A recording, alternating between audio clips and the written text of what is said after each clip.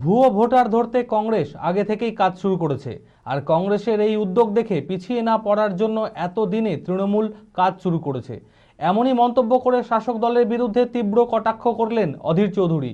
মঙ্গলবার সাংবাদিক বৈঠকে তিনি বলেন, শুধু অন্য রাজ্য না, এই রাজ্যের মধ্যেও একই এপিক কার্ডের নম্বরে ভুয়ো ভোটার রয়েছে। রাজ্য সরকার কি সেটা তদন্ত করে দেখছে? এমনটাই প্রশ্ন তোলেন অধীর। মানসিক স্বাস্থ্যের জন্য সবার আগে যে নামটি মনে ভেসে ওঠে, সুস্থ মনের ঠিকানা মনোবীক্ষণ।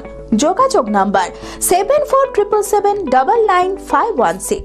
দিদি, কংগ্রেসের প্রতিবাদ দেখে ভুয়ো ভোটার নিয়ে আওয়াজ মারছে। এখন কংগ্রেস দীর্ঘদিন ধরে এই কথাটা বলে আসছে।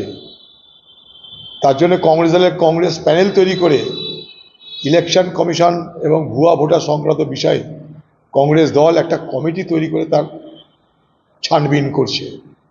এ বাংলায় তৃণমূল যেটা করছে সেটা কংগ্রেসের এই উদ্যোগ দেখে নিজেরা ভাবছে আমাদের পিছিয়ে থাকলে দূরে থাকলে হবে না, তাই ভুয়া ভোটারের কথা তারা বলছে। হতে পারে ভুয়া ভোটার, এটা আমরা দীর্ঘদিন ধরে বলে চলেছি, আজকে নয়, এতদিন কিন্তু তৃণমূল বলেনি, লক্ষ্য করবেন এটা।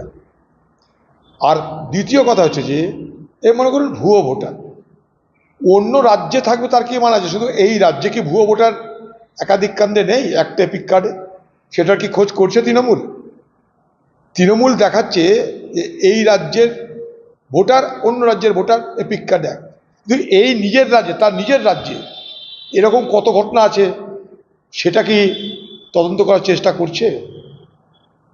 তাই জন্যেই গোটা ব্যাপারটার মধ্যে জল মেশানো আছে। তাই বাংলাদেশের নাগরিক তার দলের নেত্রী হয়, নেতা হয়, পাসপোর্ট হয়, কারণ একটাই, তৃণমূল দলের মদত। বহরমপুর খাদি এক্সপো 2025 5ই মার্চ থেকে শুরু করে চলবে 12ই মার্চ পর্যন্ত।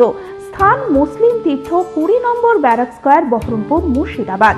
মেলায় রয়েছে বিশেষ আকর্ষণ, খাদির জিনিসের উপর 60% পর্যন্ত ছাড়। আপনার সাধ্যের মধ্যে সামান্য দামে পেয়ে যান উৎকৃষ্ট খাদির জিনিস।